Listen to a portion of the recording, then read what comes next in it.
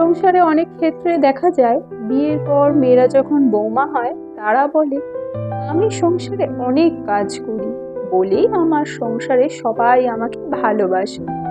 যদি না করতাম তাহলে কি সংসারে সবাই আমাকে এত তোয়াজ করতো? এই ক্ষেত্রে কথাটি সত্যি, একদম নির্ভুল। যে কোনো ক্ষেত্রে কর্মের দ্বারাই সেই ব্যক্তির ব্যক্তিত্ব গড়ে ওঠে। যে গান গাইতে ভালোবাসে, যদি গানকে না ভালোবাসতো তাহলে কি সে একজন গায়িকা হতে পারতো?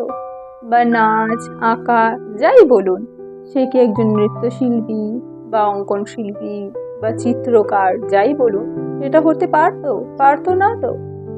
যে কাজই আপনি করুন না কেন সেই কাজকে ভালোবেসে করতে হবে। আর হ্যাঁ, তাকে শ্রম দিতে হবে, না হলে আপনি সেই বিষয়ে কোনোদিনই দক্ষ হতে পারবেন না। এই নিয়মটা না শুধুমাত্র সংসারের জন্য নয়, একটু একটু ডিপলি চিন্তা করবেন, এই নিয়মটা সর্বক্ষেত্রে এক।